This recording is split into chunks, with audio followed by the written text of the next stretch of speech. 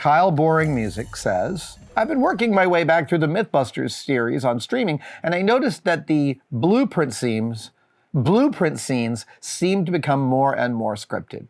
The earlier episodes seemed to me to shoot the intro blueprints before the testing actually began, whereas later seasons had the blueprint scenes filmed in bulk. Am I right in this conclusion? And if so, what led to this change? Efficiency.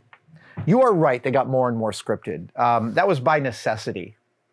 The MythBusters blueprint scenes were how we set up the show. They were how we set up the show, so there'd be one in the beginning, there'd often be a couple of check-ins in the blueprint room in the middle, and then there'd be a conclusion at the end. There are two reasons we started to shoot so in the very beginning, you are right.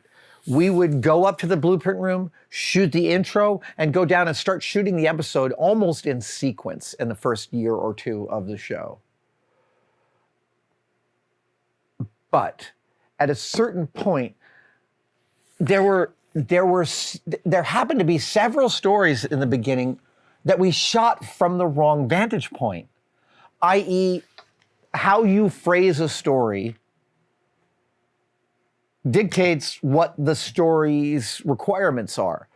And when you are doing a myth, you could set it up that most people think this is true, we're going to bust it.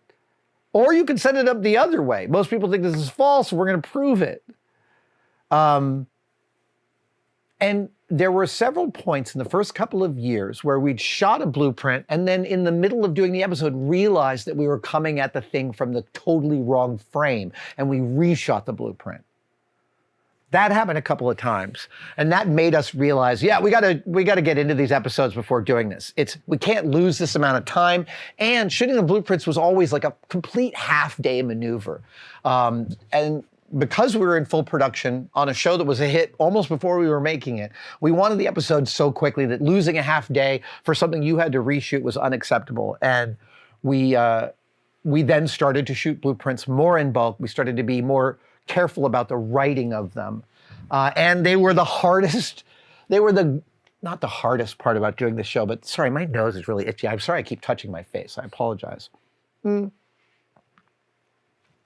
blueprints were grueling because the scripts would come in and they were not scripts that we were required to follow, but they gave the understanding of the outline of what was supposed to be covered. And so then, Carrie, Tori, and Grant shot their blueprints together, and Jamie and I shot our blueprints together. We very rarely shot them all together. But when we did, it all worked the same way, which was we'd get in, cameras are set up, okay, now we're discussing what we gotta say. Okay, how about I say this and then you say this? Okay, great. And then maybe this, right? And then we rehearse it a few times and then we do it. But like, you know, sometimes you're sitting there having to memorize a bunch of stuff and then memorize it again and give these over-the-top performances. And it was tiring. And it got more tiring as the years went on because it would be a full day of doing like 5 or 6 blueprints, which could get super exhausting. And the jokes don't feel funny at the end of a long day of doing that. Like nothing feels funny. They did get more, yeah. So you were absolutely right that the blueprints seem to be more scripted towards the end. It's also that, look, I thought of the blueprints as imperfect, but exactly necessary narratively. Like if there was another way to get into the story, I would have done it, but I don't love it when you have just someone talking at you. I like people on screen talking through stuff. And Jamie was often a good sport about making the jokes. We had to do two blueprints in other foreign languages. We had to do one in Spanish once, and that was supervised by our MythBusters producer, Yvette Solis. And we also had to do one in German for RTL 2, RTL 2, one of the German television channels. It's hard to describe to you how tiring blueprints are. Oh, also, the blueprint room was hot. It was hot and uncomfortable. That was the other part of it. So you're just in the same, yeah. None of us loved the blueprints. None of us, full stop. Although, if I had to choose a favorite blueprint, my favorite blueprint is the one we did with James Cameron. When we did the Titanic myth, which, man, that's gotten so much play over the past few years. But anyway, when we did our version of the Titanic myth and proved that we thought Jack could have survived on that door, James Cameron was such a good sport. I wrote to him and said, would you be on the episode? And he said, absolutely. I'm a big fan of the show. I let my kids watch it, and I didn't let my kids watch a lot of television, he said. And he showed up alone and said, what do you guys want to do? And I said, well, I was hoping that we could start this episode with you in a janitor's uniform sweeping up Jamie's shop. And he was like, absolutely. It's hilarious to direct James Cameron. And then in the blueprint, the reason it was my favorite blueprint was because we busted the myth.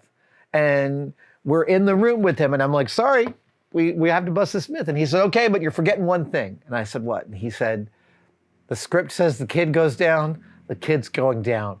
He's reminding me of that he's God on that set. And he says the kid goes down, the kid goes down.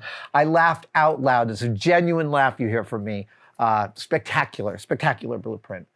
Jesse at Res1, you have an interesting question. They say, do you think that there should be an official certification as to whether or not art, films, or content has been created by hand or using AI? Like comic grading. That is an interesting idea. I'm not sure if it is a useful one. But I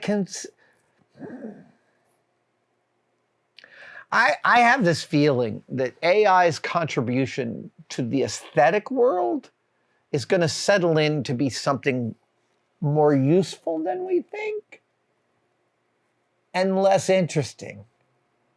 But I think where it's the big sea change that's happening with AI is in programming, not with the visual stuff. It's more with the compute.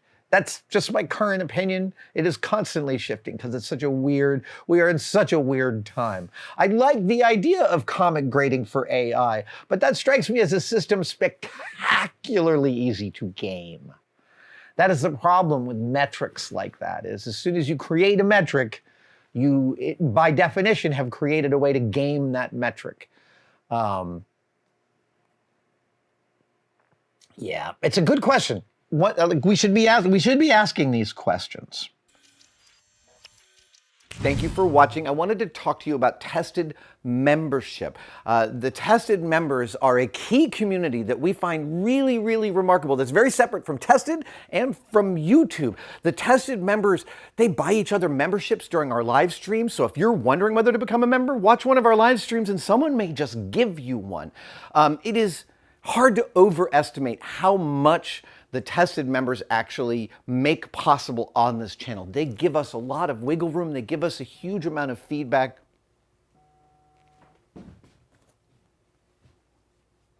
That's a member right now. Thank you so much for enjoying your membership. Description for everything you need to know. And for all the members out there, thank you, thank you, thank you.